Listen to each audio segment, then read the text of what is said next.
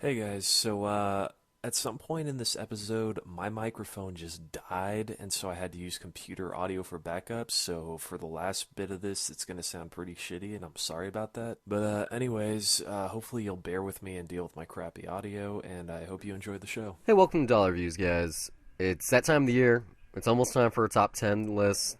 It's not going to be this week, though, sadly, because I haven't seen enough. Steve is still catching up on a thing or two. But it's going to be next Friday for sure. Yeah, I'm pretty much ready. I've almost got Yeah, it well, I on know lock. you Yeah. are, but I wouldn't say I'm perfectionist, but I want to see almost everything possible just so not only our audience doesn't second guess my picks, but more so me. I remember you saw my list on Letterboxd last year where I was like, so far, and you're like, what the fuck do you mean you've seen everything? Well, I still haven't seen XYZ, even still for last You're year. still way behind. Not way behind. I have, let's say, 7 big ones that I still have to see, and I have like 10 other ones that I just want to, and like an extra 10 that are just, huh. You should give that a shot. I mean, it's like you can't catch everything though. I mean, I've I'm tried, but trying. you'll just go mad if you do that. I mean, it's kind of impossible, honestly. Like I'm cool with I'm confident enough with what I've seen at this point. There's probably a few extra things I can catch, but I honestly sort of doubt that they'll make the cut anyway. And that's not, I don't know. I hate doing that though, making prejudgments on like movies Hmm. quality, but. Sometimes you kind of just get You that can kind of feeling guess, yeah. because you know what your personal taste is. For instance, I'm gonna watch Burnt. Okay, this upcoming week. I know it got bad reviews, but it's a Bradley Cooper rom-com about cooking, and that sounds interesting to me. I mean, I want to see that too, but I don't think it'll make my top 10. No, no, I doubt it will. I wanna just because I can, I want to. I mean, I Uh, don't know. Maybe I do that other list, which is top 10 films of the year that people hated that I liked. Yeah, I got to put that one together, actually. I'm pretty sure Fantastic Four is going to be on yeah, there. yeah, fuck Yeah. you. Forgive us, we've been talking without introducing ourselves. We just assume that you're a listener every week. I'm Brian Gillis. We've been doing this for a while, about half a year now, actually. Longer than that. Well, That's it's been like seven about a months. third of a year. Yeah. I'm here with Steve. Hello. We got a little bit of feedback from last week. Hyro, appreciate the shout-outs we gave him for our last show for the feedback. So we're going to give you a shout-out for your shout-out. If anyone got anything to say, especially if we mess up, we lose our train of thought, we don't know a name that we should, drop us a line. We would love some feedback, especially if it's negative. We only get better with your help. And if we're amazing already, then we can only get our dick sucked by you. So please reach out for us. See, that's something that's amazing about this show, you guys, is that when you comment, we actually respond back to you by name. We have And we give 100%, shout-outs, yeah. 100% feedback rate right now. Exactly, So, yeah. So that's why you should comment if you want us to respond back to you. That's exactly why you should reach out and talk to us. Not many other shows do that. They try, probably because they have a crap ton of other audiences, but you know what? We're so lucky that we have only had one. everyone's so a VIP. Okay? Exactly. We'll stop Yeah. pandering, though. We'll try to get in motion here. And oddly enough, we'll start right there with stop motion, Anomalisa, which I gotta say, I was pronouncing it wrong all the way up until I watched it last night. I mean, have you ever really read it? No. Well, I mean, Like, I read it, but I didn't see the trailer or anything, and I'm not sure that I don't think the they said the line title in the exactly. I trailer, don't yeah. think that scene would be in a trailer, but really good name when you get to that moment in the film. God damn, is this animation amazing? It really tricked me multiple times, and yeah, there's a line going across the caricatures' faces, but even still, like, I don't know. It's hard to describe it. You really have to see it happen. I'm really happy I didn't see a trailer for this. Just it was kind of like a wow moment when things started moving. Well, it's funny. It is. I think part of the question is whether or not this would work if it was a live action film. And you know what? I want to say yes, but well, because it's some because of it's it. animated, it just makes it much more interesting to look at. Like you could pull off, the minimal touches on there and do it in live Yeah. action with real people, but just seeing these. I mean, they. I don't know if they're dolls. Are they puppets? Like, I think exactly. they're They just look stop closer to motion that. figurines.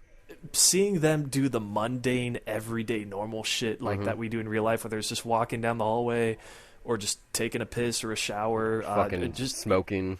yeah, just little things like that.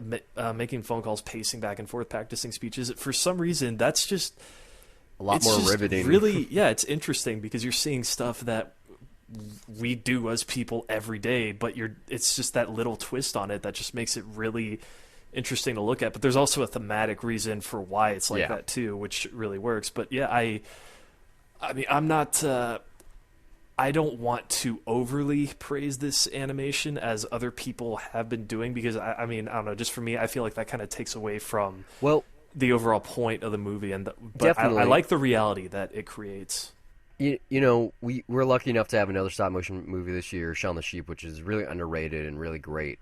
Probably going to be on my list. At least honorable mention if it doesn't make it the real thing. How that's animated and how this is, and I mean, it also helps that the story, you know, that one is about anthropomorphic sheep, so it's not supposed to look real in the first place. But even still, like, even comparing this to something like Paranorman, just the level of detail, and then again, that's also a supernatural story. Maybe it's just that stop motion usually isn't done for realistic movies, or not movies, but like you said, content. Like, even though this has fantasy elements to it, I mean, these are the Yeah, I feel like with stop motion, we're kind of just bound to overly praise it every time something comes out, whether or not, you know, regardless of the movie, whether it's good or not. Like, you know, you mentioned Paranorman, which I wasn't so hot on, and even Box Trolls I wasn't that big a fan of. Yeah, but I wasn't like that one. They're very gorgeous looking films. You know, I think it's because it's such a rare form to see. You know, it's always refreshing when we get to see it, at least from a visual perspective. But yeah, here story-wise, I think it just transcends that. Definitely. I mean, you said like this could probably be done without the animation. And if it were to be done that way, it would be something akin to Linklater's Before Sunrise, Sunset, Midnight trilogy. Yeah. I mean, it's a play, basically. It just follows one guy doing mundane things in his hotel room for, an hour and a half. And this is like exactly an hour and a half with credits, which is awesome. That doesn't happen often. But let's move on. You can't really talk about the performances here. Is kind of giving something away, but there's only 3 actors. Well, yeah, I didn't even realize that, honestly. It took Really? me a while for it to click. Yeah, no, like... to click, yeah, I wasn't... Yeah, because I didn't see any of the credits beforehand or anything. And, after a while, it did, strike me that Everyone some was fucking off. sounds the same for some reason. Yeah. No, it was just kind of like, why do women sound like a guy? Is that okay? I guess that's something that they're going for. But then when you hear why does that kid sound like that guy too? That's weird. Yeah, when you hear the first female voice, it's like, oh wow, okay, so this one is special. Well, clearly, yeah. And like the way that's done, it really, you feel the sense of, I don't know, just joy, or I'm trying to find the word here. When it happens, no, like there is relief there. Yeah, you're like, holy shit, it's someone. It's Jennifer Jason Leigh. It's not the same person over and over again. And like we're trying. It's hard to talk about this film, especially because of the nature of it, without giving anything away. Yeah, you don't want to spoil it. Yeah, like it has a really interesting message about like who people are. And where their place is in life and what it means, and just the monotony of everyday things. And this film is about doing everyday things, but it's more interested in why than just, well, let's go to the minibar and get drunk. Maybe we'll do a spoiler episode for this in The Revenant. I mean, yeah, maybe. I have to say that, I mean, it's a movie that I feel like at the end of it, and I literally just walked out of it, so I'm still processing it. But I was thinking about it for like 3 hours last night. I still feel there is a lot to think about it, but not necessarily a lot for me to relate to, because this is about a midlife crisis. And the most that I can relate to this stuff is, as an observer, is seeing people around me at that age going through similar stuff, having similar existential thoughts, or just seeing it in entertainment in general and believing that there's some truth to that. And I'm very curious. It's kind of like it's among those movies. Like, I wonder what I'm going to think about Before Midnight, like 20 years from now, or Yeah, This Is or 40, This Is 20 40, years yeah. from now. Yeah. It's one of those, but like I can definitely there is just such a sense of honesty to this. Although, very specifically too. Like, I don't know why this is said in 2005. Doesn't Maybe the smoking seem like thing? it has I to don't be. know. Yeah, I don't know. Well, no, The because lack of cell phones. Rooms.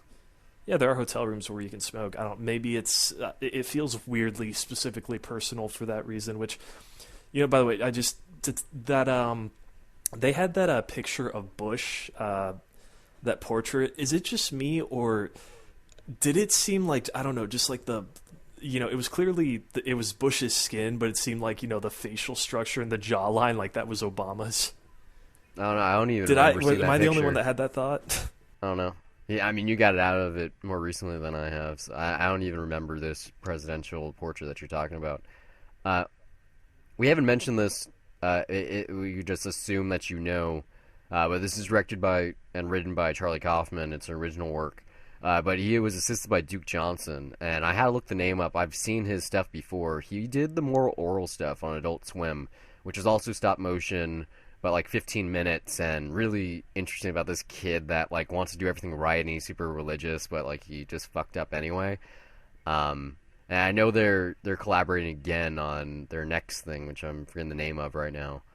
So I don't know exactly who did how much. I think probably Charlie Kaufman directed the voice actors in the studio and tried to get that performance down, and then Duke Johnson did the stop motion. I would assume that's usually how the collaboration. It's probably more like focused on that, yeah. But I mean, they're going back and forth and have say on what happens, and they're both responsible for the visual language of the film. Just maybe one is more aware of the technical process than the other. I'm sure it's a learning experience for Kaufman, but yeah, also, I don't know, I recognize the name, I think it's Starburns Industries in the opening credits, which is a reference to Starburns and Community, and sure enough, the guy that plays him, I'm going to butcher the name, Dino Stampopoulos, or yeah, I saw that name too, yeah. Yeah, he's one of the producers on there. So is Dan Harmon, which that's cool to see. I think that was through, I'm assuming through Kickstarter, because this is a Kickstarter film. If you sit through the credits, you see all the names, and so maybe Dan Harmon was one of the big guys that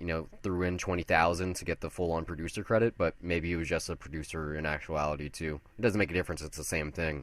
Yeah, it's funny. Now that you mention it, though, the other guy that co-directed, I want to check and see if that's the guy that directed the community Christmas. Yeah, I'm pretty special. sure he did.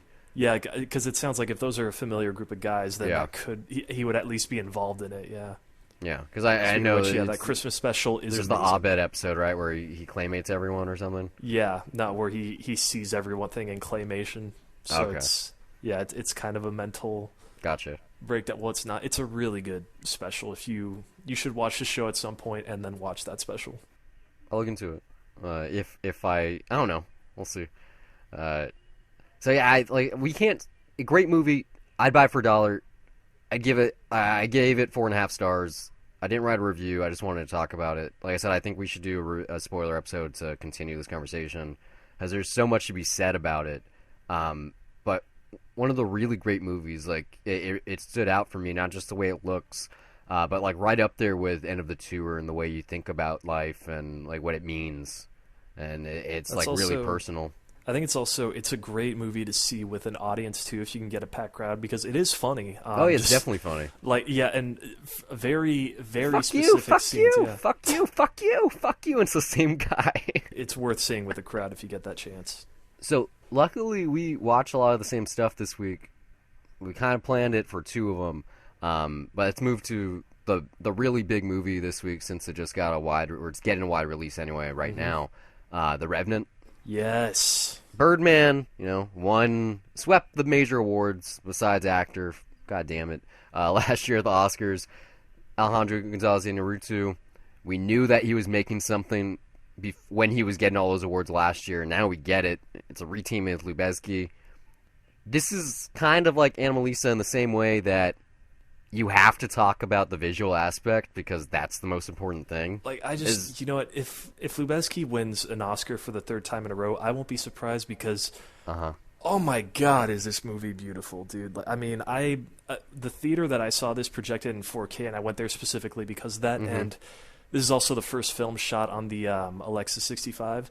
Okay. Oh my fucking God, I'm in love with this camera just based on this movie already, dude. It's Like, crazy. It looks amazing. It's like this and The Hateful Eight are very different. They're both westerns. Oh, yeah, they're both gorgeous for They're both completely gorgeous, different reasons. but Yeah. I feel like this deserved 70 millimeter a fuck ton more. I'm sure Lubezki probably couldn't have done a lot of his visual flourishes with a film camera.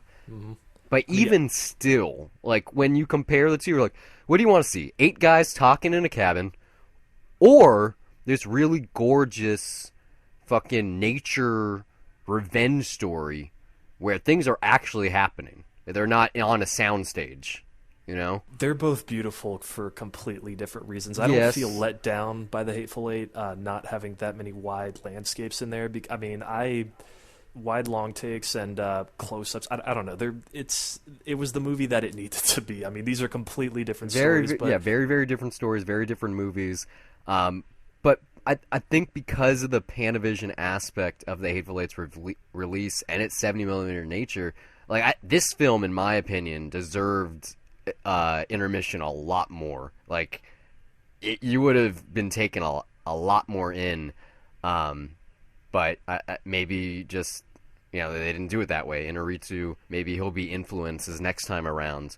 Because like Birdman, think about Birdman. That would have, especially because it is a play. If that had an intermission for the 2 acts nature, not only of the play in the movie, but the movie itself, that would have been amazing. That would have probably really imagine Michael. Nah, I almost said Michael Douglas. Michael Keaton walking through your audience naked too. That would have been awesome.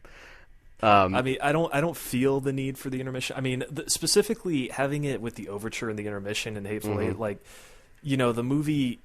If I saw the theatrical version, and I still might, I don't know, but if I did, I would imagine that even that would need it. I mean, it's specifically designed to create an old-fashioned experience.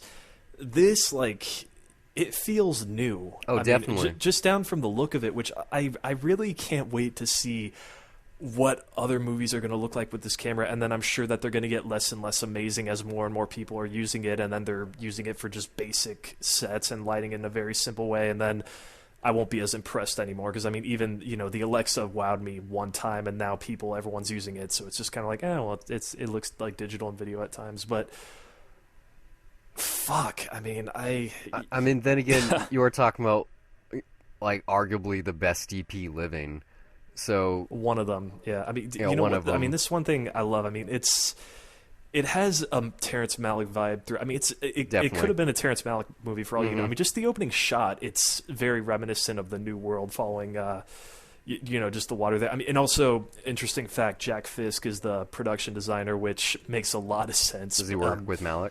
Yeah, he works with Malick. He's worked with Malick on all of his films. This film isn't about a story, because there is one there, it's about surviving and revenge, but it's just about being in the moment and taking in the landscape and feeling what's going on around people. You don't care about the characters, you're not going to remember their names besides Leo's Hugh Glass, but like especially if you're just kind of getting lost in what's on screen, that might be enough for you, but it wasn't for me, sadly, because I do like dialogue and conversations and things that I can take home with me. Well, I'm not going to say I didn't care about the character. I mean, I'm not going to go that far. First off, yes, I was not only invested in the visuals, but the important thing was I had to be invested in what was going on. It's a movie that's very, very visually driven, very atmospherically driven, and I did feel the emotional beats. I mean, especially with spoilers for what happens that's in the trailer. But yeah, when Tom Hardy kills a kid, and it's oh come on, why? Seriously, first off, that trailer, I love that trailer. It's beautiful, but I also can't stand it either, because every time I would go to the multiplex, that would be the trailer that they would have over and over and over, and I just wanted it to end. But I don't know how someone got bear rape out of that. Right? Like, when I it's saw that online, it was like, a no, it's mother clearly being grizzly mauled. protecting her cubs.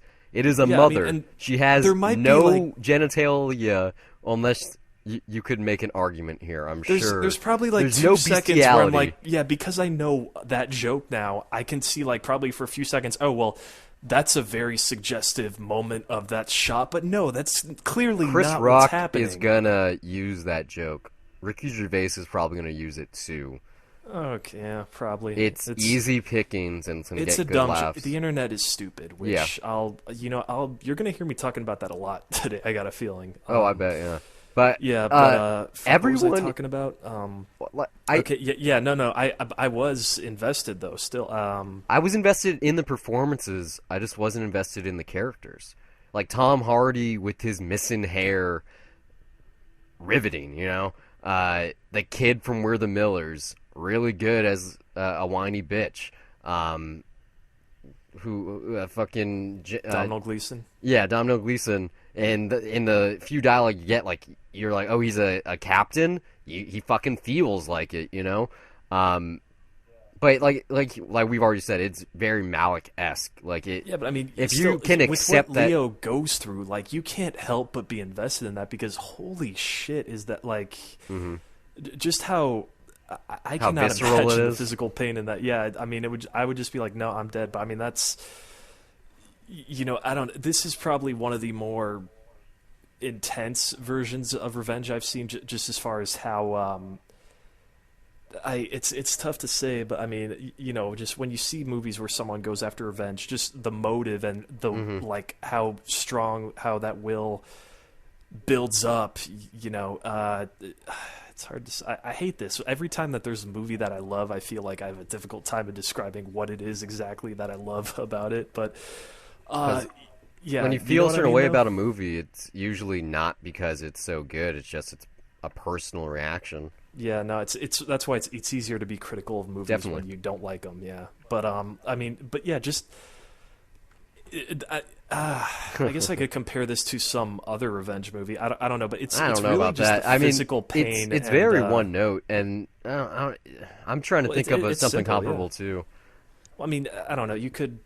All revenge movies, though, are the same. There is the basic formula there. Yeah. You could go back to Gladiator and say, that's the same thing. It's a variation. They're different. So. Yeah, very different. But- For one thing, yeah. there's no humor here, like at all. Unless you find it's bear rape funny, I guess. like this is about Which as okay, no. Actually, there was one moment that was hilarious, and it was during the credits. And this has nothing to do with the movie itself, but the name Brett Ratner came up as oh an yeah, it's a executive Rat Pack producer. film.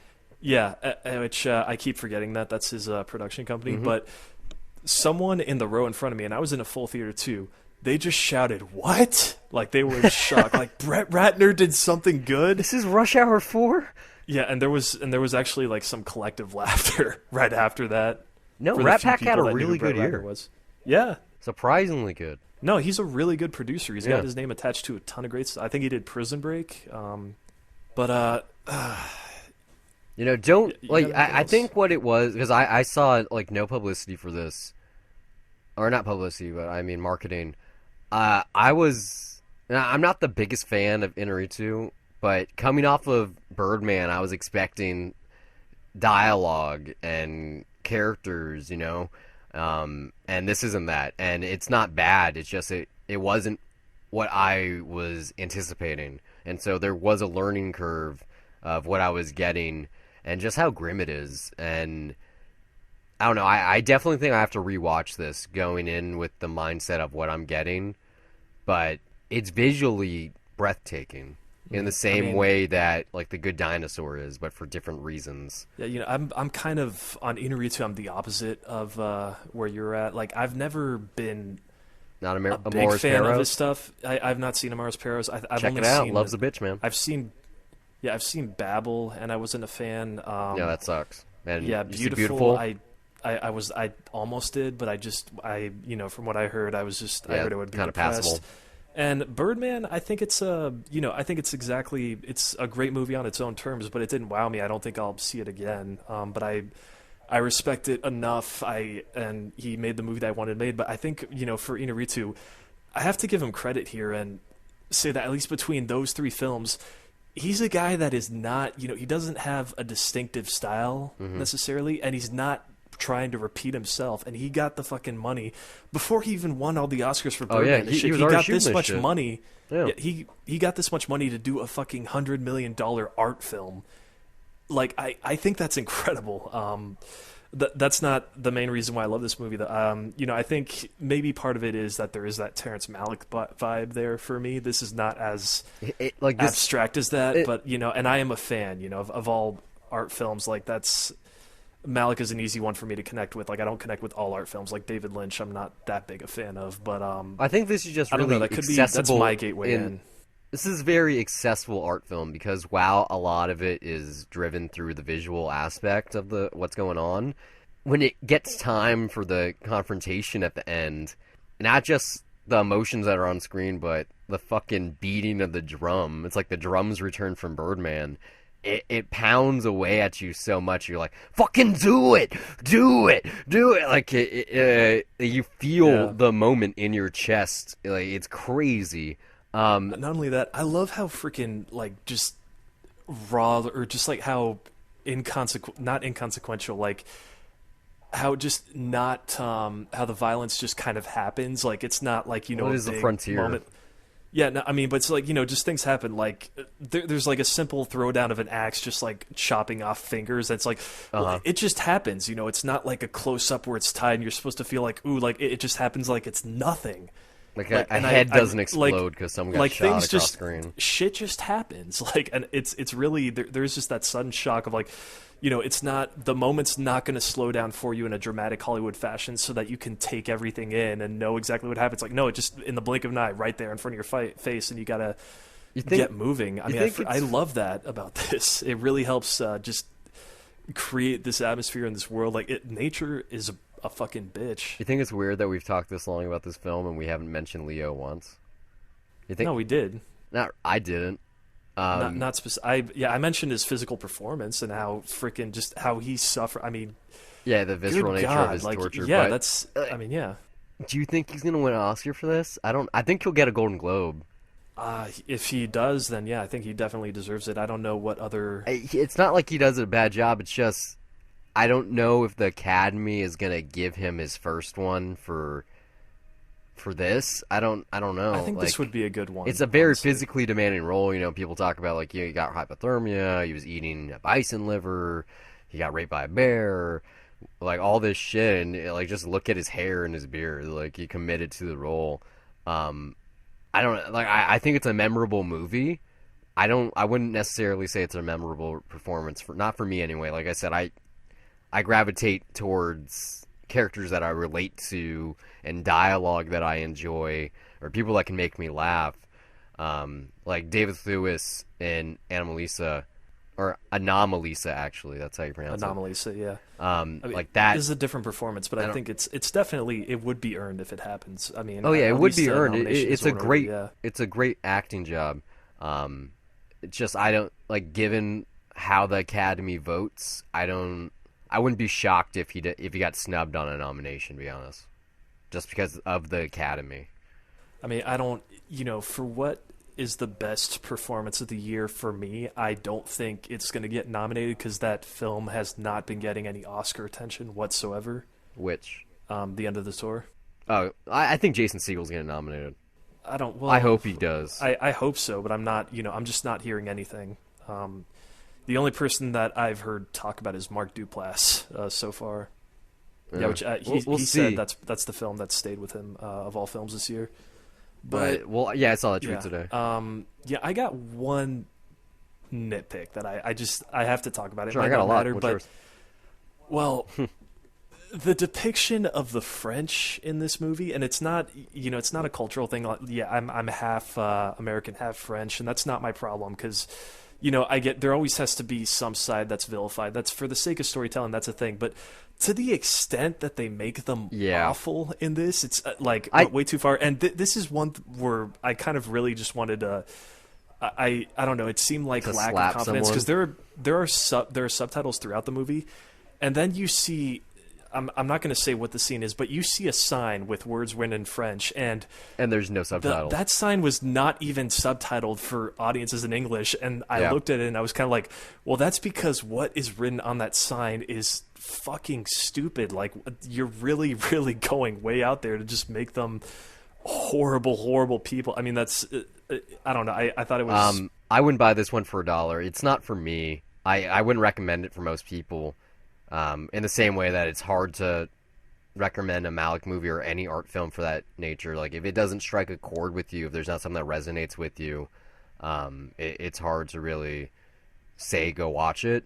But just in terms of a visual aspect, if you want to see something that blows you away, it's worth your money for just that reason. And the climax, which is pretty badass. I'm not sure, because I think when I say I would buy it for $1, that means that it's rewatchable for me. What I don't know. I don't see myself rewatching this. Not even 4K Blu-ray with the HDR, or you'll buy it when that comes out. Maybe for that. Maybe if I just want to watch it for the visual experience. But I'm realizing this. Like, even with Hateful Eight, I had there's just some movies where. I have no desire to rewatch that. I mean, there's just some movies where, even if I love them, I love keeping them as a one-time experience. And they're good enough that I can just remember them that way. It's like there's stuff I like rewatching, like Mad Max, but this, like, this is a movie that I will remember pretty well, and I had a great experience watching it, but I just don't feel compelled to. There's nothing to get on a second watch. Like, there's no dialogue that you missed. Like, you got everything in the watch. Like, you got it. There's no hidden messages or hidden meanings or things that might have slipped through your brain. Like, it is, while it is an art film, it is very straightforward. There's nothing to gander, Yeah, I mean, 4K Blu-ray might be the reason why to rewatch it, but I think that the experience was great, and I think it's absolutely worth seeing. I mean, this is an art film, but I was in a full theater with an audience that was involved. Yeah, this is throughout. Like, you could hear a bunch of squeamish people. Yeah, this is supposed to make more money than Birdman made its entire run this weekend, and I mean, Leo is probably a big part of that. I think it's going to be like number 2 this weekend, at least behind Star Wars. Star Wars. Yeah, but just I thought it was a great movie, honestly. I didn't think it was bad. It's one of the best of the year for me. That's why I gave it 3.5 stars. Like, I could have gave it a 4, but I didn't. Fair enough. It's not bad, but it's not my cup of tea. Well, moving on from a deliberately slow-paced Western to a more one that's in its title is slow-paced. Yeah, which I understood the meaning of the title, like, around the end of, I recommended this to you, and the reason I recommend it to you is because it's on Amazon Prime, and it's short. It's like 80 minutes, and the reason I watched it was because everyone on the internet gives it really fucking good reviews, and it was like a Sundance darling, or like just festival circuit anyway. Like, everyone's like, oh, this is so good, and, it has Michael Fassbender in it, and he's a producer. And I was like, yeah, sure, like, I'll check this out. And Ben Mendelsohn, who's blowing up right now, like, he might be in Ready Player One, which I'm rereading probably because of that announcement. Not a good movie, but it has a lot of fun or interesting moments. Here's my what my experience was like watching this was I don't know if I want to say confused, but I just kind of spent a lot of it wondering what the hell because it's the appeal bipolar was. in tone. Yeah, and I was just I was watching, I was like, I'm not sure what this is supposed to be. I'm not understanding the appeal, and I'm not enjoying it, and I just wasn't sure what it was that I wasn't enjoying. It was one of those movies where I just had, I couldn't let my opinion sit right then and there. I would have to jump on the internet and read reviews just to get some understanding, because I got no context whatsoever. And then, I'm seeing comparisons like to Wes Anderson, to Jim Jarmusch. I was like, okay, I guess I can see that, even though I haven't seen Dead Man yet. But it's a weird movie. Like, I guess just not my cup of tea is the best way to describe it. I'm with you. I liked a couple of things. Like, I liked what was his name? Kit McPhee? Cody Smith McPhee. Yeah. I liked his dynamic with Michael Fassbender. I liked them together. The problem was that there's not a lot of it because it takes place non-linearly through him alone in Ireland. Or is it Scotland? I can't remember. No, Doesn't matter. I'm honestly kind of it takes place with him there and this girl that he's mad about, and then you have him in the West trying to get to her, and the way it's cut up and what you get, and then the story there isn't really, it's not even done that well. I mean, this is a directorial debut, but visually, like, I like some of the flourishes. I thought the shootout at the end was nice. There's this like cool moment where some people are trying to raid them of their camp, and this horse takes them away, and they get hit by a tree, which I thought was cool. But then you have this fucking moment where it's like, really, you're gonna be that much of a simpleton, where the salt literally gets into character's wounds, in his heart, mind you. And so, like, for things like that, it's like, that can be cutesy, but with the narration and the serious tone this has so much throughout, it wasn't done well enough where that worked. And you have, like, weird little one-off things where it's like Ben Mendelsohn has, like, he has a really good presence, but his character has no setup or no build-up. You're not invested in him and his gang. You have that really weird German guy in the middle of the desert. Like I said, it was 80 minutes, and it was Amazon Prime, and it was part of my Ben Mendelsohn double feature, which we're going to jump to in a second here. But I still, like, I don't recommend it, but I think it's worth a watch, just because it is different, and it is a Western, and there's a lot of them this year, and this one definitely stands out, if not for good reasons. I'm going to say check it out because other people are clearly loving this movie for some fucking reason. So, I mean, so like, that puts me in the minority. But yeah, I think the main thing, just for me, like where my main disconnect was and where I was groaning throughout, is the love story wasn't real. Not just that, is it's characters in general. I mean, for one, I mean, this is Fassbender's good really though. Like, I really like him. I like how flawed he is.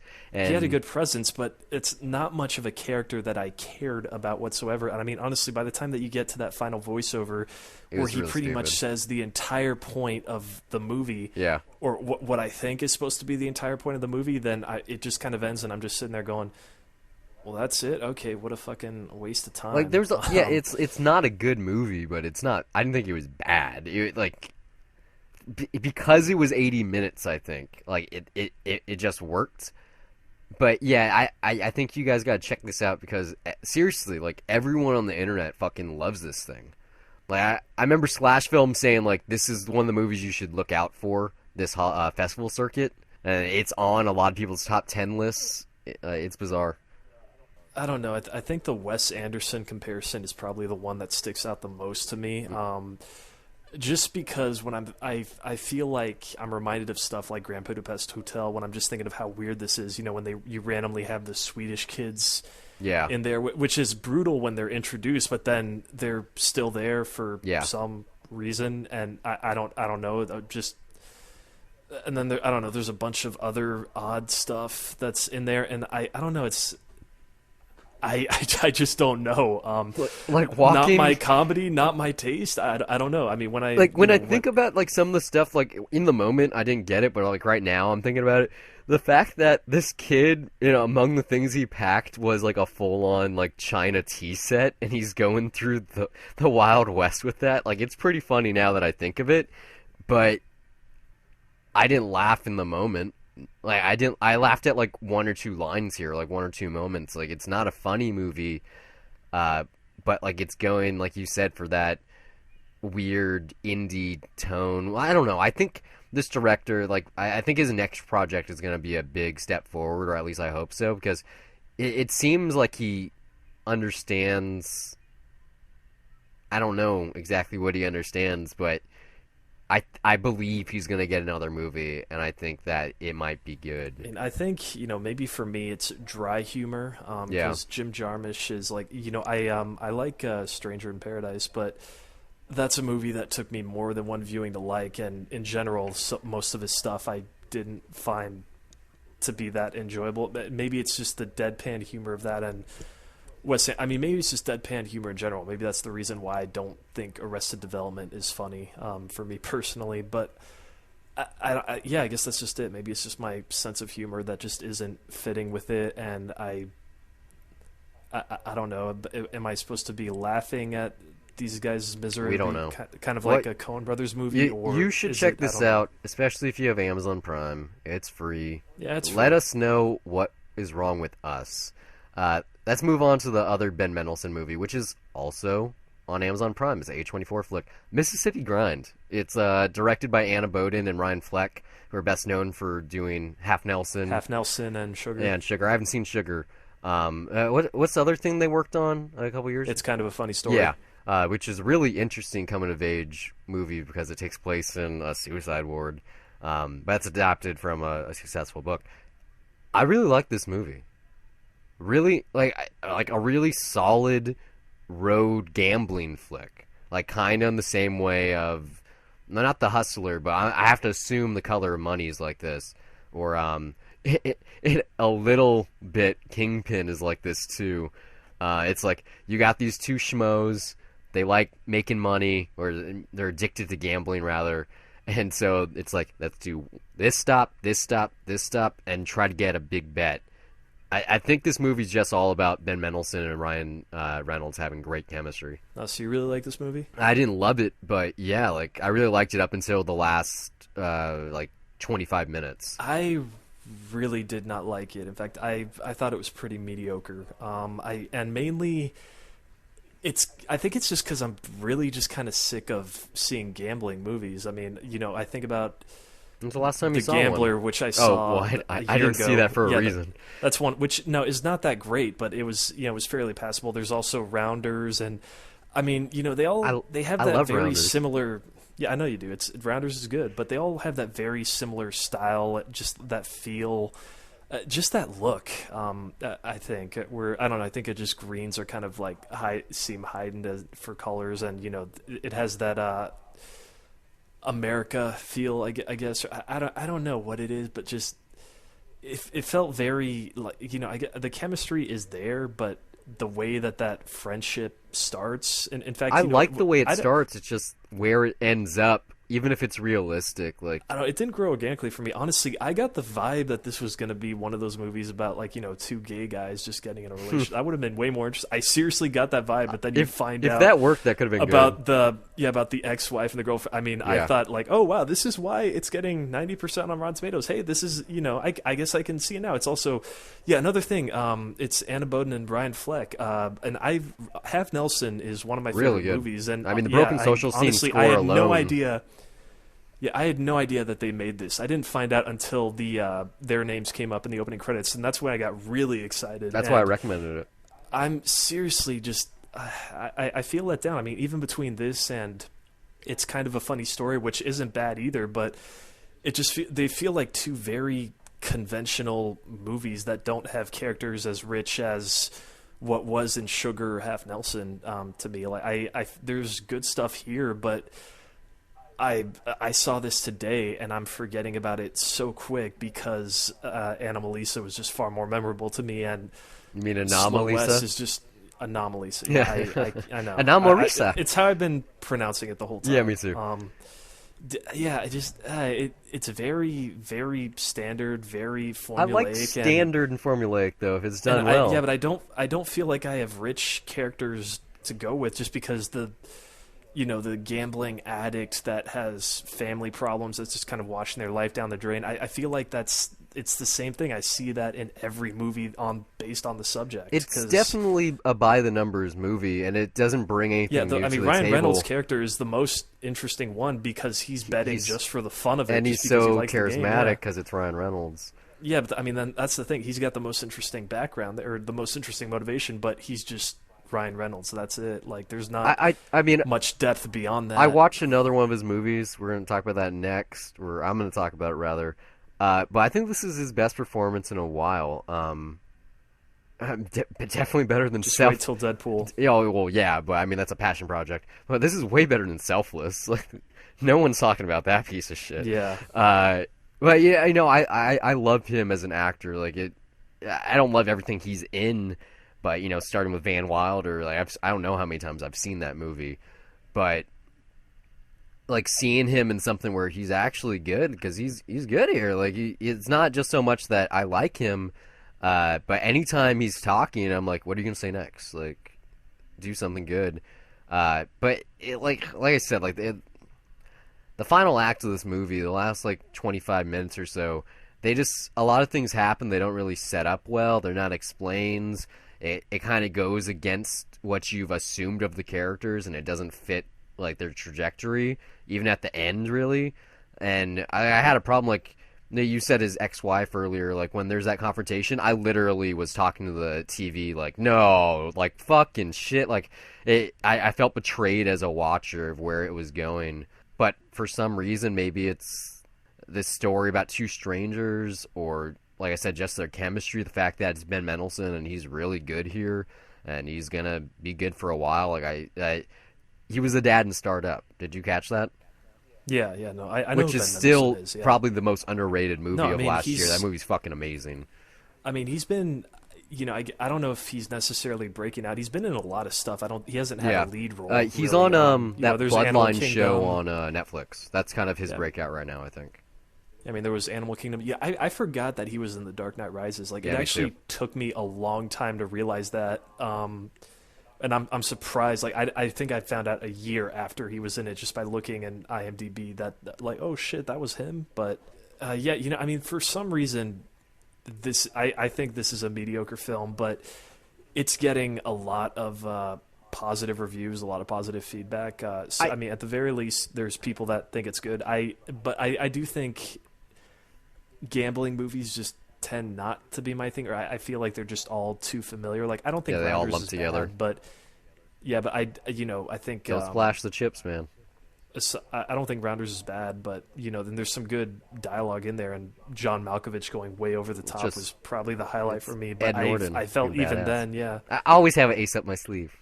there wasn't that much for me to remember in Rounders. Like I don't. I think I my it's just favorite the stuff gamble. here. Yeah, I think my favorite stuff here, outside of the chemistry, is just you see parts of the country that you usually don't get. Like there's a section that takes place on a riverboat going up the Mississippi that they're all gambling on, and you're in Memphis and they're talking well, like you can that. just watch Showboat and get that feel again. I've seen that. I'm no kidding. thanks. I'm kidding. Oh, I we know saw I'm that in kidding. class together. That's right. Yeah, we did. Old Man River. Yeah, when you find out what Old Man River's about, especially in the context of that movie, you're like, wow, this is a really fucked up song. But That's an amazing scene, though. But, oh yeah, really good. Yeah. But Totally like different. just like the little shots of these little barbecue joints or whatever, like the music that's accompanying it, and like some of the conversations that happen at the table, the opening one in particular, like I think there's really certain moments of majesty here that are just like really good. But then yeah, I'm with you. Like it is mediocre, like slightly above average. It's nothing to write home about. It's not amazing or anything. But until, like the last 20 minutes or so, I really enjoyed myself. And, it's on Amazon Prime. And so it was, in terms of what they have of what I haven't seen and what I'm aware of, I think this is something that you should see if you have it or Epix. I mean, between this and Slow West, since they're both on Amazon Prime because they're both A24, I typically and love what DirecTV for that A24 matter puts out. Oh, yeah. Yeah, when I saw that, I was What like, was what with the that? fuck is Yeah. that?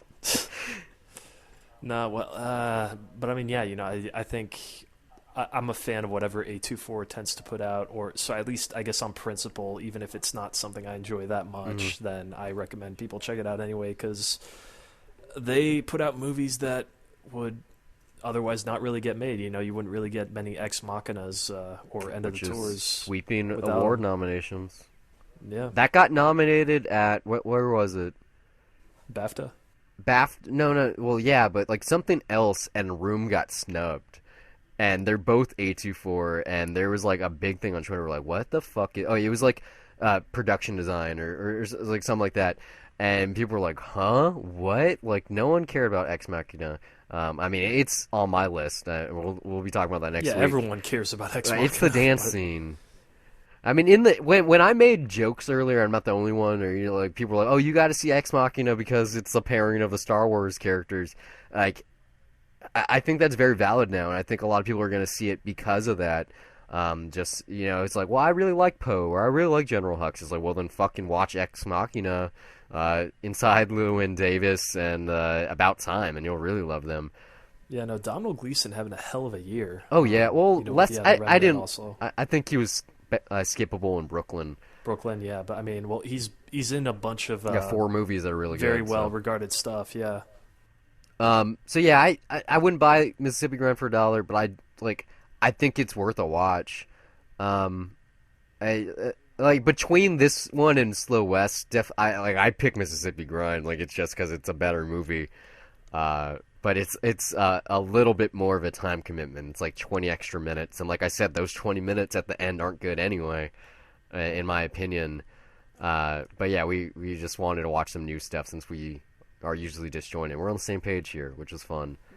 yeah. I mean, maybe for me, I enjoyed. I think Slow West was just kind of the workout. Or it worked it up for, or not worked. It built It, the bar down, and then Mississippi Grind brought it down even lower. So if I watched it, but you telling me that you're not going to watch things that I recommend anymore? maybe I would have preferred Mississippi Grind better. Anyway, I don't know, but Anna Boden and Ryan Fleck, I'm rooting for you. I fucking love Af Nelson. That's one of my favorite movies. I really want to love something from those two again.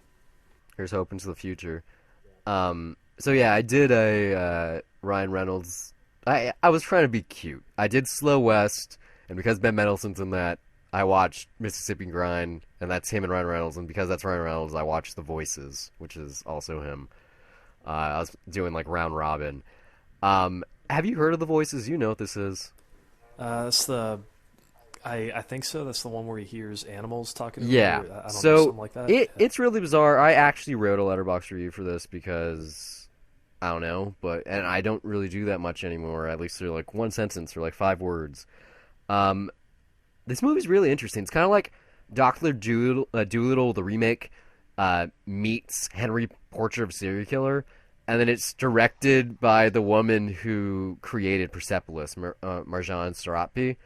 So she kind of the brings movie or the book. both. She directed the movie and she wrote and illustrated the book.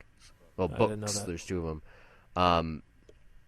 So yeah, like she definitely brings like a similar comic book vibe to it. Like this world that they're in isn't real, and obviously you got this character that's talking to his cat and dog, which is hilarious. Like any of the moments, any of those Doctor Dolittle moments between the 3 of them is really good, like really funny stuff, and Ryan Reynolds is good there. But this movie's really interesting. Like I said, it's like Henry Portrait of a Serial Killer because there's this cutoff. It's like, I like that movie for. If you like that movie, you like it, but most people would probably fucking hate it and just disdain the subject matter. It's not exactly It's not comforting movie exactly. to watch. It's very eerie. This is just, like yeah, that. It feels dirty. Yeah, because while Ryan Reynolds, he's a charming character, he has good charisma in almost everything he does, and it's true of here too. He's a schizophrenic character, and so when you realize that as an audience, when you're coming to terms with it, and it's usually it's when he is, and when other characters in the world are too, there's this separation that occurs, not just from a visual aspect, but also like in your mind, that is really off-putting because he's been so fun and interesting, and it's been funny, and then it gets really dark, and then like it works sometimes. Like there's some dark comedy. But then when it's just dark, it could really push you away. And I like dark things, but then I don't know. Maybe this is Marjane Satrapi's first time doing live action. Like maybe that could be it. But like I think the worst thing about, and it has a good cast. It has Emma Goerton, Anna Kendrick, obviously Ryan Reynolds, who also, and I'm not. He voices his 2 pets as well. Who else? That's the cast basically. The weirdest thing about this movie, besides the tonal shift, is that Adi Shankar, who he's a producer, does a lot of stuff, mostly notably like Dread and he did the Power Rangers. The bootleg stuff on Cohen. YouTube, the Punisher, Warzone, and also the Dirty Laundry. He has a lot of stuff out there. He's in this movie, and he uses a generic Indian accent, and all it could remind me of was the Indians on TV episode of Master of None. It was really weird. I don't know why he was put in his own movie. I don't know if he wanted the role. I don't get it. He's not bad. It's just the accent and the dialogue. It's like, yeah, he's bad. Like it's really bizarre. Maybe also another part of this is every time I've seen him up until this movie, he has his trademark black makeup on his eyes. Like he kind of does the kiss thing where he has like a star. Really bizarre. But I think there's a good amount of people out there that would like this movie. I'm not one of them.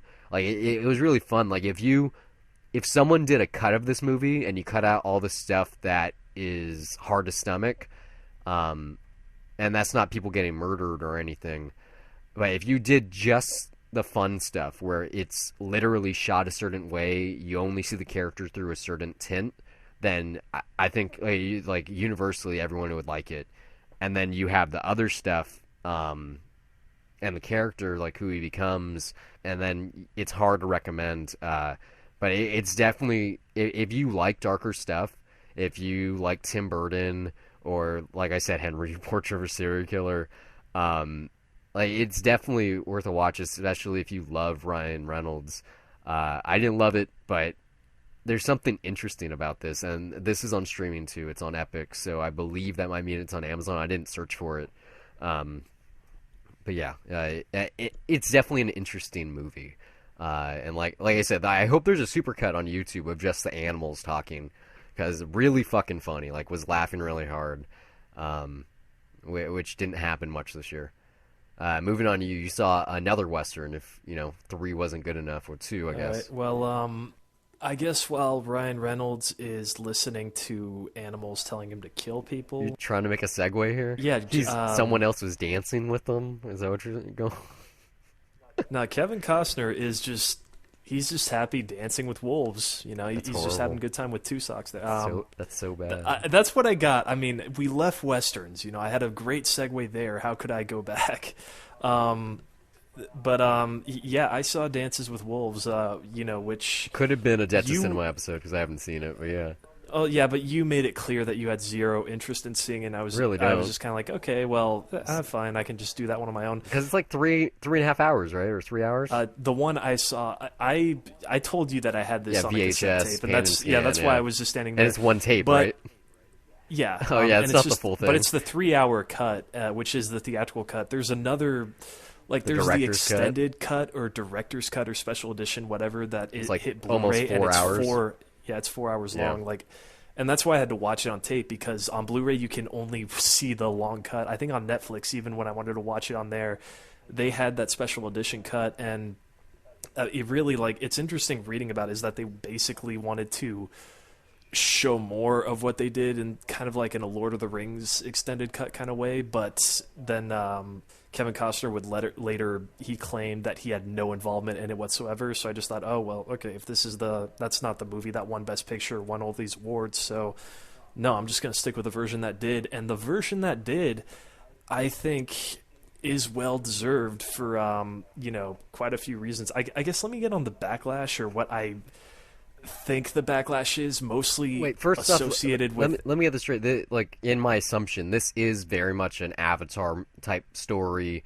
It is okay. It is the Last Mohicans. It is the Last Samurai. Correct. It's white man teams with the quote unquote savages, loves their culture, becomes part of their culture, and then fights for them. That is the formula, yeah. That's the structure, but it is a variation of that story. Like, I'm not saying it's bad because it's not original. No. I love The Last Samurai, and that could be seen as a remake of this. So yeah.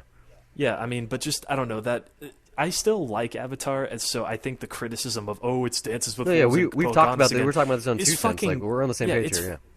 I know it's just it kept coming to mind because I was like, no, this is so clearly different. It's clearly a variation, and it's trying to do different things. It's not about a US there are only so many to... stories out there. There are archetypes. Yeah. And characters can't. There's only so many characters, so many themes. Of course they're going to be done and done again. Yeah, no, I mean it's like you can even go with the criticism of The Force Awakens is, it's a repeat of A New Hope. It's terrible. I mean, but I bet that no one's fucking complaining that Creed is a repeat of Rocky, though. But I'm sure there are.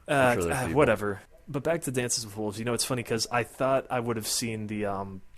Here's the thing. If you want to, people could like with Avatar, they could make legitimate criticisms for why they would think Dances with Wolves is terrible. So it is similar in that regard. But I thought it was going to be. I almost was worried actually right in the opening that was going to be a paint by numbers repeat, because this is how it starts. Is Kevin Costner's a soldier in the Civil War. He's laying on a slab and they're about to cut off his leg. Oh, wow. And he decides, like, fuck no, I don't want that to happen. So he, as the two guys, they basically say, well, I can't cut off a leg if I'm going to fall asleep. Okay, let's go get some coffee. So he puts his boots back on so no one can runs tell. out into the forest. And, he goes back to the front line where everyone on both sides is ducked. And he's just, staring out, just in deep thought and whatever, clearly a broken man. He gets on a horse and he rides out in the middle of the field, getting shot at by Confederate soldiers. He literally is doing a Jesus pose, and it's in slow motion. Like, he's just like, I'm ready to die. Gotta love the turn of the 90s. Yeah, no, but the horse is going so fast that they can't hit him.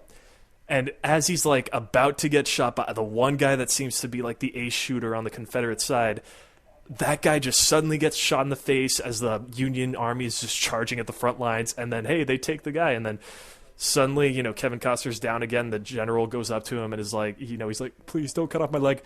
Don't worry, I'll get you my surgeon, and I'll see that won't happen. So, yeah, apparently they could have treated that shit the whole time. That was my thought, which I honestly, I didn't. I keep forgetting that was they didn't really have good medicine back then. I keep forgetting that, and they just didn't have that many doctors on standby. But yeah, that just felt like such a cheat. Was like, wow, this guy's just so broke. It's like, oh, no, leg's fine, it's okay.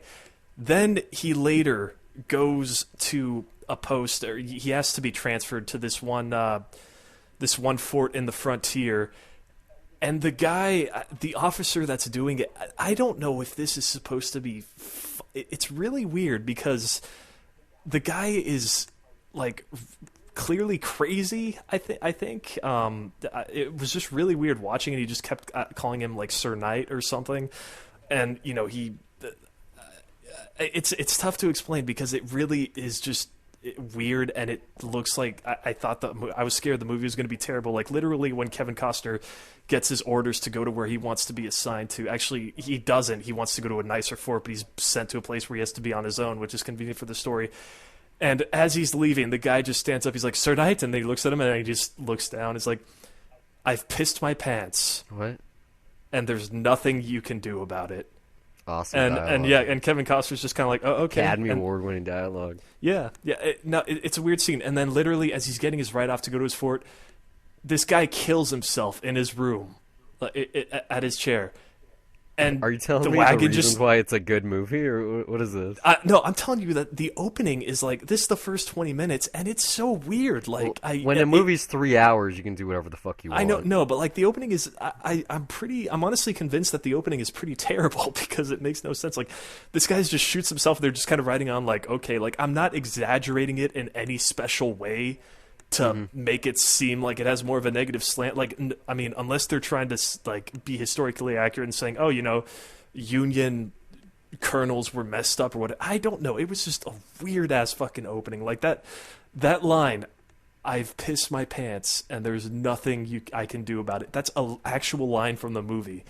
Like, wow. And it's just delivered in a weird fucking way. I'm sure that there's a Cinema Sins on this, and if you want to see the weird ass opening like moments from part of it, you can. But on to the good stuff, which is, when you do get to the stuff with him and the Sioux, like just the way that friendship builds up, just that dynamic there. It's very beautiful. Like this is something English? No. Good. No, they have to. It's actually pretty funny. They have to. At first, he has to pantomime what the word buffalo means to them, and they're just kind of looking at him like, "What the fuck is up with this guy?" Actually, it is funny because seeing this so close to the Revenant makes the Pawnees seem more like the good Indians, and the Sioux are the bad ones, at least with that one storyline there. But here it's the Sioux, and then the Pawnees are the bad guys. So kind of a funny twist there, I guess. But yeah, I've just... the dynamic there, like just seeing how that culture's learned about. I guess this is an interesting thought that I had, was I think this is because this was in 1990, and it Yeah. came out right like a week before I was born. But there aren't many movies that I can think that tried to present Native Americans in a positive light, or at least westerns that did. The only one I can Last Mohicans. that was after this. What, it was like 2 years or something? Yeah, but this might be the first one, I think, with the exception of Broken Arrow, which, I guess you can also argue that it is the same story as this, which, if you haven't seen that, that's actually a great Western with Jimmy Stewart I saw last year. I don't know if it's on Amazon Prime anymore, but it's a really, really good one that you should check out. I'm sure there's some in the golden era of Westerns, but yeah, it's definitely usually about the cowboy that saves the day and stops the savages from attacking. You look at there's so many people that love the Searchers. I'm not a fan of it.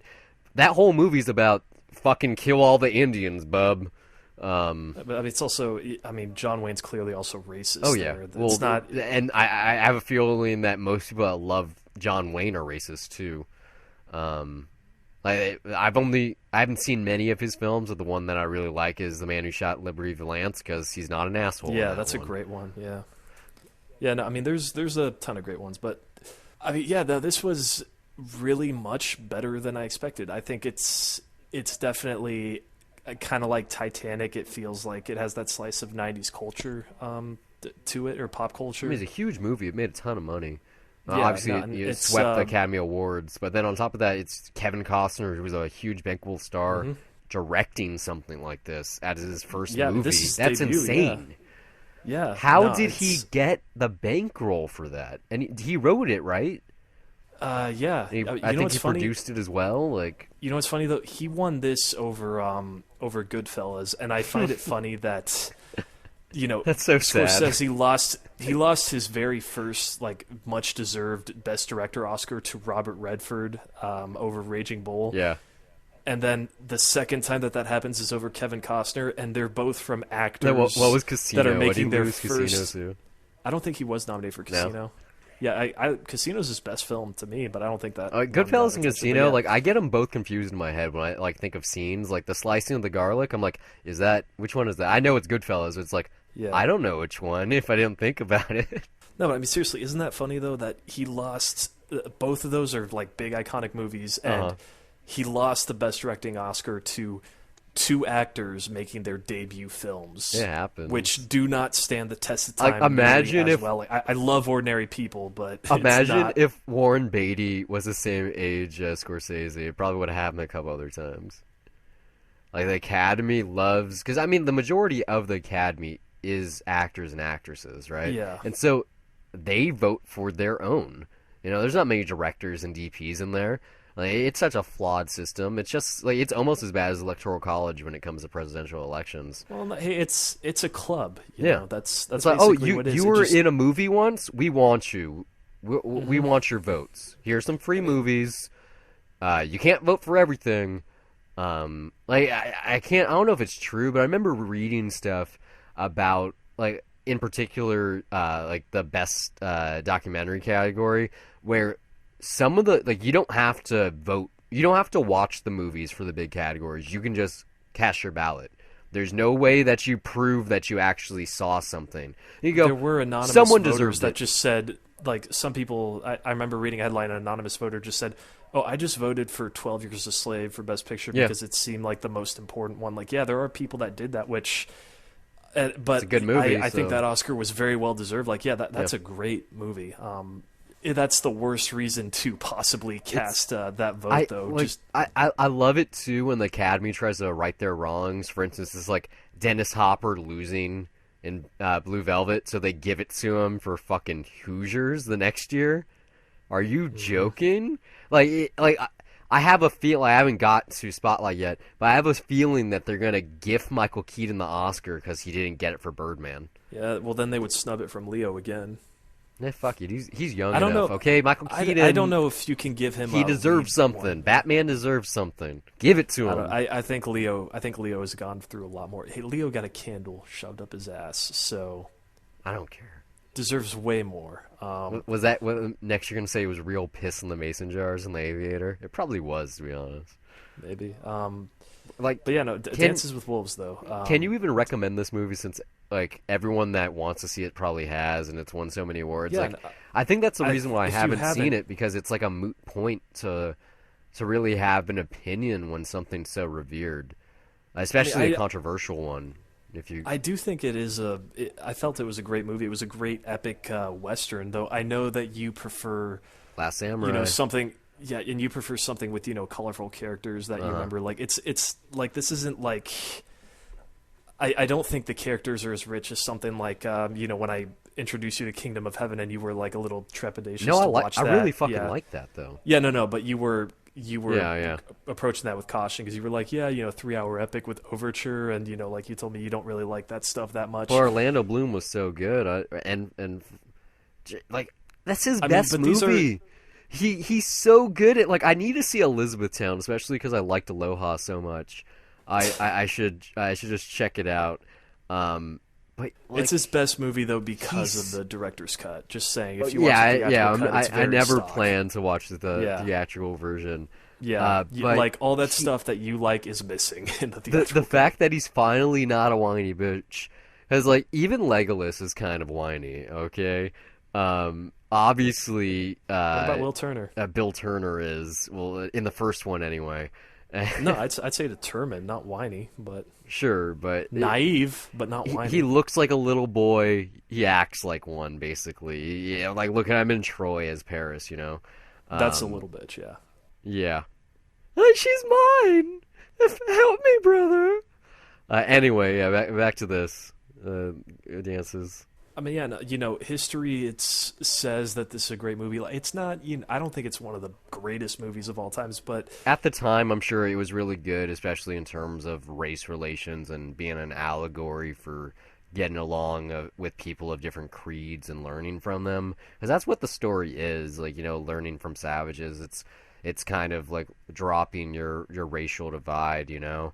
and that is the best stuff about it. I mean, it still holds up really well. Just those interactions, Yeah. seeing, you know, like it's not Avatar. I see you. You know, yeah, you do. I think you get a better sense of how Kevin Costner gets sucked into this world, and I mean, you know, it's not a movie like it's not like an actorly movie or performance wise. Like it's not. You know, there's a voiceover that just kind of feels. Tacked on and necessary Yeah. for the Hallmark effect. It's not like it's unnecessary. It's part of, you know, how it's a narrative device for this story that fits, but the delivery, the lines, I don't know. Like, I feel like just because of all the negative responses, like on this movie, specifically when compared to Avatar, maybe I was just kind of looking to find stuff to nitpick on, and you know, so I could criticize the delivery of how that voiceover is done. But there's nothing that bothered me really. I was much more impressed. I think I really like John Barry's score, and it just given, you know, given that sweep epic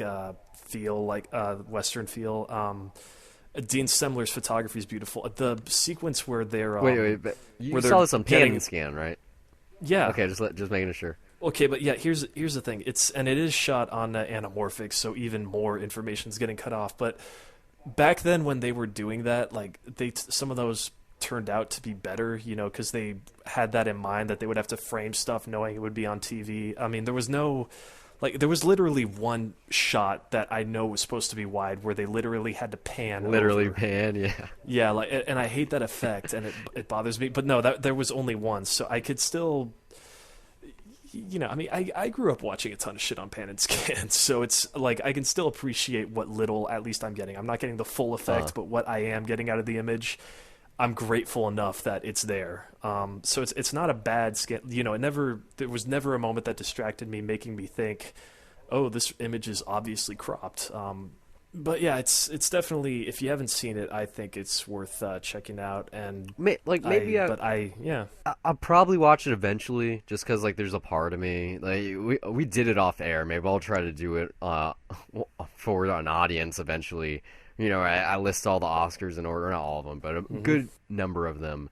And so, you know, like I plan, or at least hope to watch every Best Picture winner, or at least the nominees, just to, because, you know, those are the ones that were deemed the best of so many years.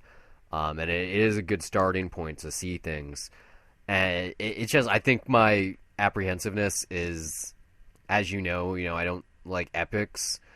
But then because I like not talking about Avatar, just I like The Last Samurai so much that I can't see this being a better version of that story. And it doesn't have to be better. I mean, it's different, you know? Like I'm sure if I was watching I wasn't enjoying it, I'd just go, well, why am I not watching The Last Samurai right now? Seeing Ken Watanabe. I don't have a definitive version of this story that I like. You know, there are variations. That's all they are. Like Hmm.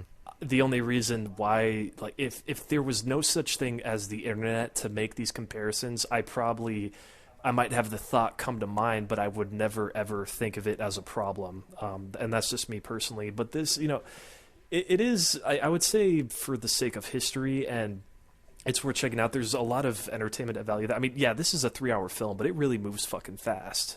Is it funny? Yeah, there's some good I'm jokes guessing there, and him I really learning the cultures, a lot of the jokes. I mean, yeah, there is some nice charm to it, and I just had a good time watching it. Like honestly, I would check out the extended cut just to because like part of me does want to see what more looks like, even though I don't think it probably wouldn't matter, and it would probably just feel like an extended cut, and that stuff would drag, and it wouldn't be the movie that won all those awards. Mm-hmm. So I mean, yeah, specifically, I would recommend seeking out the original version if you're gonna watch it. But yeah, no, it's enjoyable enough, and I think at least for the sake of seeing something because it's historically gotten so much praise, it works really well as a movie. It's really good. I'm not gonna like I said, I'm not gonna say it's one of the best movies of all time, but yeah, I definitely really enjoyed it. I thought it was great. So maybe I'll check it out eventually. It's just it's not from the line, you know. So yeah, let me talk about our last Western of this week. I finally saw The Good Dinosaur, and I didn't. It wasn't like, oh, I don't want to see it. It's just I didn't have a real urge to. Two things.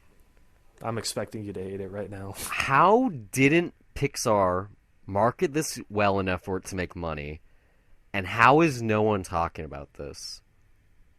Because Really? I really fucking liked it a lot. Oh, okay. Like, it touched me.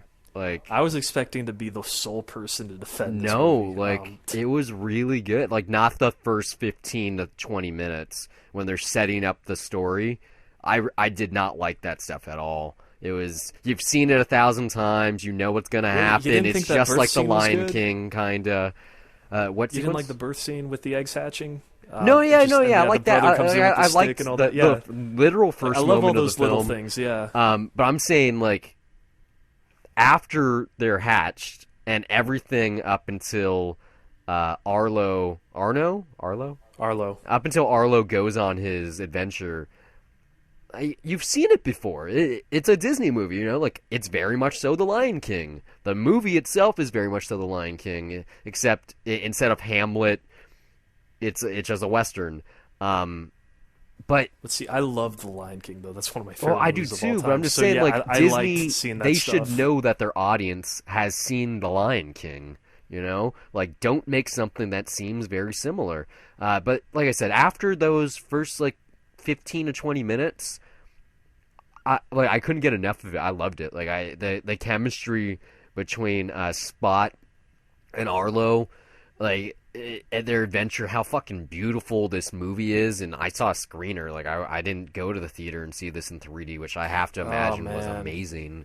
You have no idea.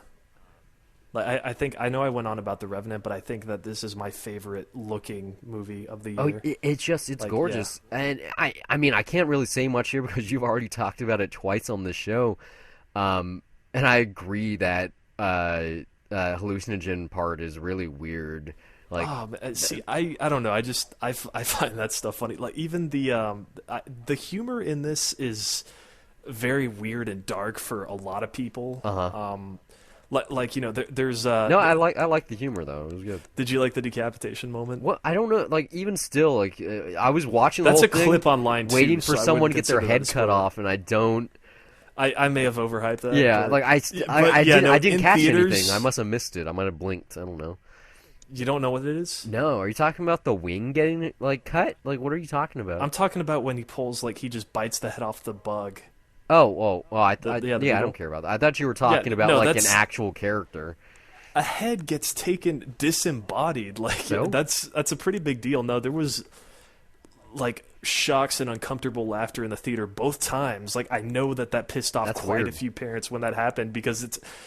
I mean, yeah, and even just that Arlo's Well, reaction to that was just kind of like, the fuck did I just I don't know. see? I mean, I think I thought that was hilarious. I think the best thing about this movie, it's a western. And it's a good one. But the best thing about this movie is like this is a Pixar movie that's literally for the whole family. Like all the other Pixar movies and just like animated movies in general, they have those jokes for the parents. It's like, ha, ha, ha, like you didn't catch that, but the parents did. This doesn't have that. Like this is just about this adventure and these two beings that, despite not knowing how to communicate vocally or verbalizing with each other, like there's this bond. And like I said, the way they marketed it, I just assumed, oh look, it's a dinosaur and there's a human, and so the dinosaur is his horse.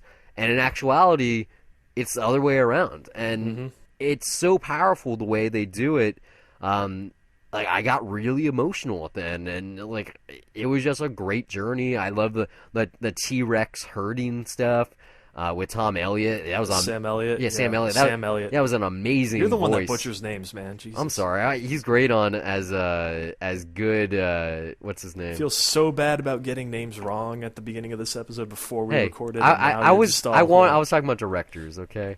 Okay. But yeah, there's not a big cast here, but yeah, like I would definitely buy this for $1. Like I I enjoyed it more than Inside Out, but Inside Out is definitely a better movie just because it has a message that's important for kids and it's a bigger gamble for Pixar. I But feel like the journey in this though too, like, or for uh-huh. me, for who I was as a kid, like this would have been right up my alley. That's probably why I really enjoyed this so much. I've enjoyed it more on my second viewing, specifically because I think there were some weird narrative problems that I just noticed the first time that put me off, and I think it was accepting that they were there the second time that helped me enjoy it more.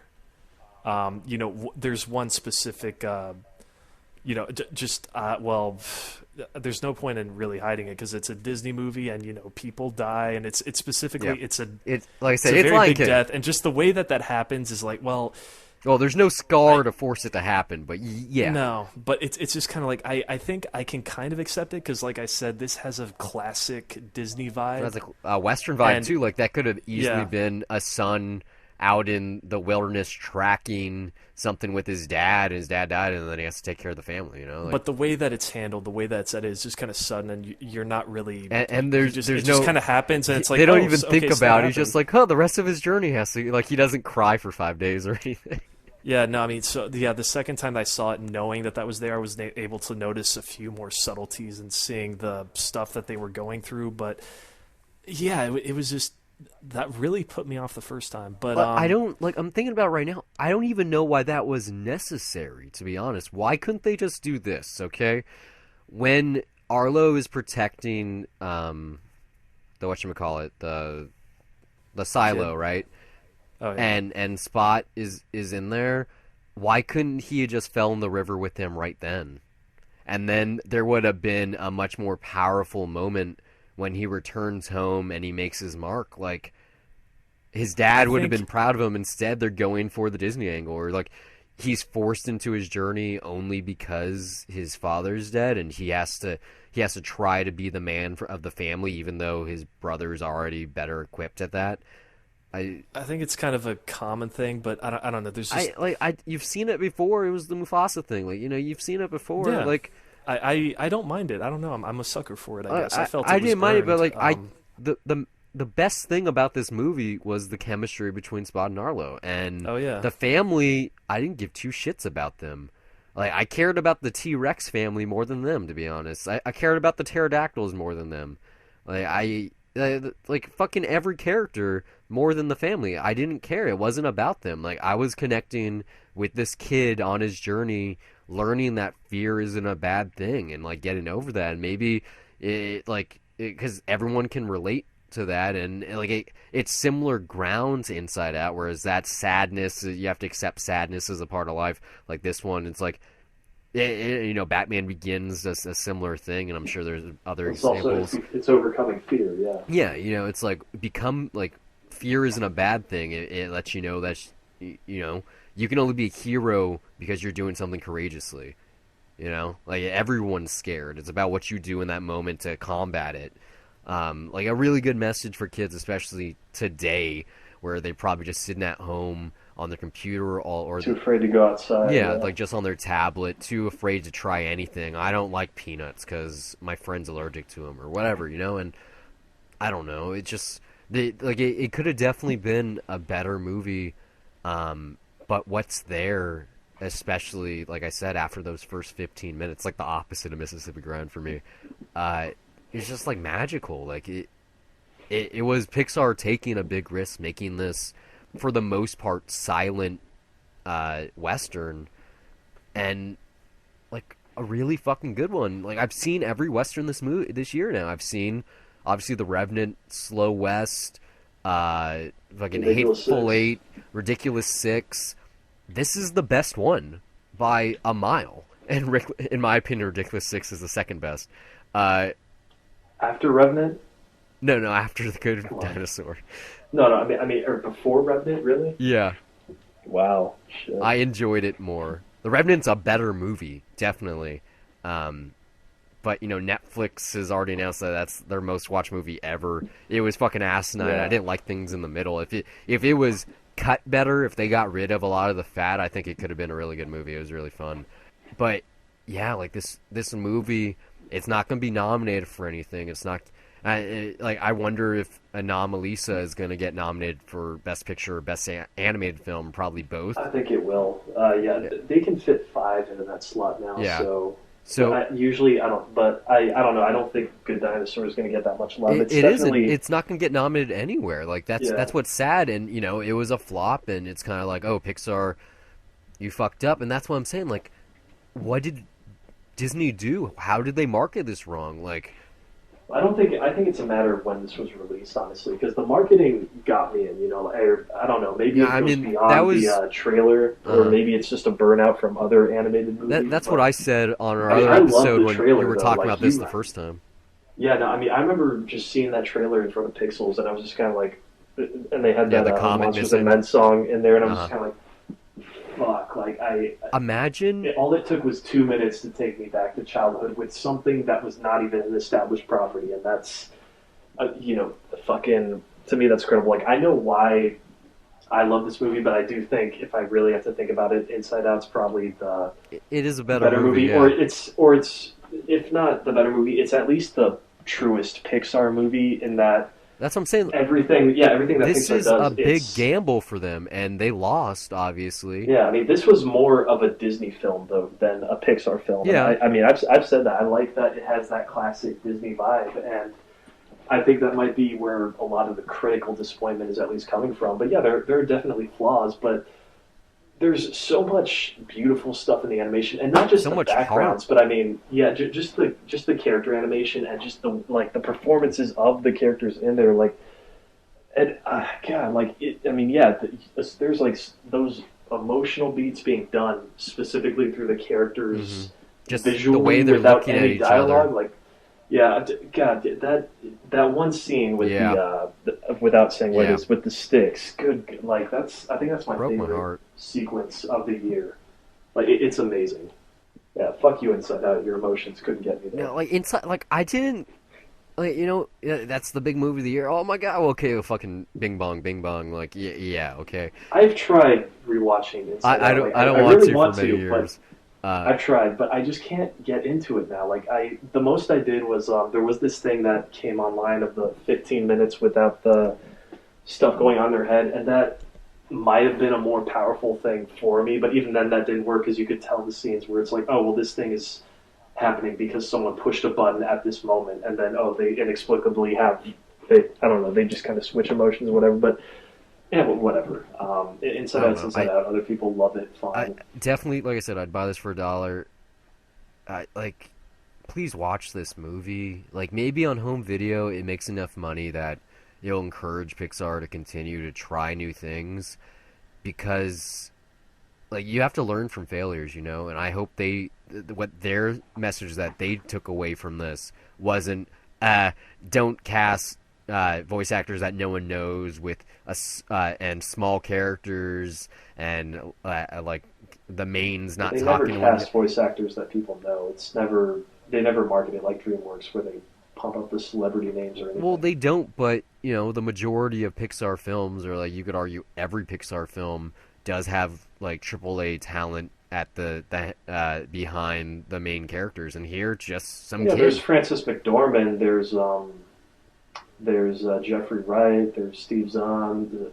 Sam Elliott. Yeah, but Anna Paquin. Yeah, I mean, yeah, there's quite a big. Who's the actual main of that movie? It's Amy Poehler. You know, like she. Yeah. We were talking like you know she had a big year. Sister. For Inside Out. Yeah, for Inside Out. I don't know. I'm just saying. They when they announce a movie, they say who the voice actors are, and that gets people like anticipating what's going on. But like this did kind of what WALL-E did, where it's mostly about someone who doesn't have to talk, and this isn't nearly as good as WALL-E, but yeah, like I really liked it. Like surprisingly, it saddens me. Like I kind of want to find out if this is still in theaters, because I kind of would like to see this on the big screen. Well, there are 2D screens, and I can still use my Movie Pass for that, but I really don't want to see it that way. Yeah, well, like, you've already seen it twice, so. Yeah, and both times in 3D. Like 3D's just. Yeah. I will get the 3D Blu-ray for sure. Like I would buy that for $1, and I think that's the only way I ever want to see it. Like it looked way too good. Beautiful. So I cut Spectre out of this because we talked about that in 2 cents, and I'd just be repeating myself anyway. You saw one last thing. Did you see it at the New Beverly on your own? What do you think? I don't know. I mean, you didn't stay for another movie, so I'm not sure. No, well, all they have is Hateful Eight. So how exciting! Yeah. I mean, right now they're actually playing Pulp Fiction, so that's not true. Well, that's a midnight, but yeah, no, I saw the Computer War Tennis Shoes because yes, I just happened to be in the area, and I saw it on glorious 16 millimeter. That's awesome. With my that's free horrible. popcorn. No, not really. Actually, 16 millimeter can look good too. It's a little bit softer, and honestly, if you see 35 millimeter at like a multiplex or I don't know, just some other place, and they don't have the focus knob turned all the way, then it may as well be the same thing. But no, I mean, it looked for what it was. And you've never seen this before. I'm guessing you haven't seen any of Kurt Russell's Disney stuff. No, I mean, and this is apparently part of a trilogy. It's more than a trilogy. I think he's like in 4 movies. I only saw 3, or they're going to have 3 of them at the New Beverly anyway. But yeah, have you seen any of these? Yeah, I've seen the Computer War Tennis Shoes. Okay. The Strongest Kid on Earth, or whatever it is. Which they had a trailer for that, and if I'm in the area, then you want to see that, right? Because it looks fucking ridiculous. And then I haven't seen. I don't think I saw the Now You See Me Now You Don't one. Yeah, that's the one this weekend. But I believe there's another one too where he can run really fast. I don't know. I'm not sure. I didn't see that in the program. Doesn't matter. But yeah, really interesting college movies. I mean, when you think about it, it's like, oh, he was Zac Efron once. Yeah, definitely. It's really weird. I don't know. I think he was like 19 or something when this was made, or real something. Young. Yeah, he's probably like 17, 18. Yeah, this is very, very 60s though, and very goofy, very wink at the camera type Kurt Russell. Yeah, like he's very much aware that he's that good-looking guy that girls are gonna freak out over. So as a slice of history, it's fun to watch in that way. I mean, I would not seek this out on my own, and part of it's really part of the charm of going to the New Beverly and why I enjoyed this on any level whatsoever. Were there a lot of kids there? I mean, I ask this every time you see one of their kiddie matinees. There were, honestly, I showed up like 10 minutes ahead of time, and there was nobody. Oh. There was nobody Not there. even so with the hype of the Hateful Eight, you couldn't get people to see a Kurt Russell movie? Yeah, for a second I thought I was going to be alone, but then like 30, 40 people showed up, and they started a little later because of that. So, there was there was a decent group of people in there, and people were laughing. But yeah, I mean, it was, watching that with, the best thing actually was that they had this cartoon with Donald Duck, just fucking with this ant trying to carry food, and so then they just end up stealing a bunch of shit from him at this picnic. and I don't remember the I name think of it, but I think I've that seen was that really short. funny. You can probably, yeah, no, that Yeah, was they start like amazing. taking away his Doug was just sandwiches being, and like hiding them. yeah, he's such a dick in that cartoon. I fucking loved it, but yeah, and then they had a bunch of cool trailers in there. Yeah, I remember watching these movies as a kid. Maybe it was on Disney Channel. Maybe my mom rented them. I mean, you've been to my house. You've seen the Disney movies. Yeah, So, like I grew up watching a lot of those. And I remember really liking it. I mean, it's seriously probably been like 17 years or something like that.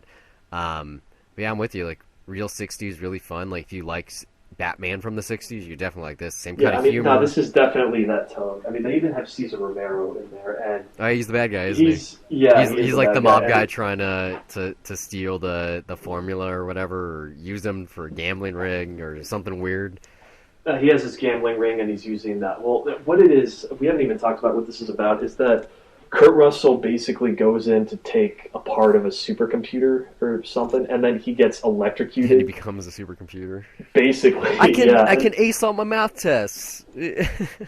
No, like a doctor goes up to him, like just like does that exam where it's like, okay, let me look at your eye. Looks through, there's like circuit boards and shit. And they're just looking back at him like, I don't know. Yeah, yeah, they look into his brain to see his thoughts, and there's this girl like sitting in a bubble bath car or some shit. He That's just kind of looks awesome. at them like, hey, come on, man, it's me. Yeah, no, I did look it up. You can find this entire thing on YouTube. Oh, If you want. no, it's not public domain, but it's just one of those things that's on there. No, or hey, if you want to watch it legally, you can even watch the HD version on Amazon Prime. Or no, not Prime. Instant. You got to pay like $3 or Uh-huh. something for that. But yeah, no, it was a fun watch. I don't think I'll see it again. It was mainly just that I was at the New Beverly, and I figured I may as well. It was only $6. I got a free popcorn, and I got to enjoy seeing something that I would otherwise never see. Yeah, So never see. that is that. Yeah, I mean, those kind of movies are fun. I mean, I've never seen the original Flubber, but I'm assuming it's the same kind of vibe. Because, I mean, even the remake had a similar vibe to these kind of movies. Yeah. Um, I don't know if I want to rewatch that ever. I loved it at the time. the but remake? yeah, Yeah, no. Especially when you know now that John Hughes wrote that film, or, like, wrote one of the drafts, or the story was created by him. I have that movie. I never want to see that one. Like I haven't Robin seen it Williams, yet, but I he don't want to didn't rewatch it. make a ton of good movies. He was just good in all of them for the most part, anyway. But yeah, like I just remember these movies are like just real fun.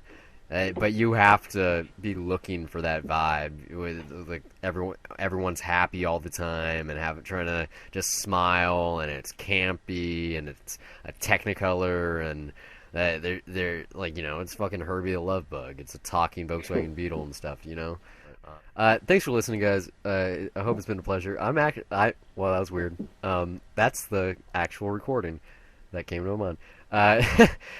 Please send us some feedback. Especially if you actually listen to this for an hour and a half. We got a couple of things to do this week. We're going to be doing the news in 2 days. Hopefully, listen to that. You can find us on Twitter and Facebook at Dollar Reviews. Find both of us personally on Letterboxd. Every type of info or feedback you give us helps. It motivates us to keep going because we've been doing this for a while, and it's taxing to say the least. But hopefully, if you like this episode, you'll tune in next week.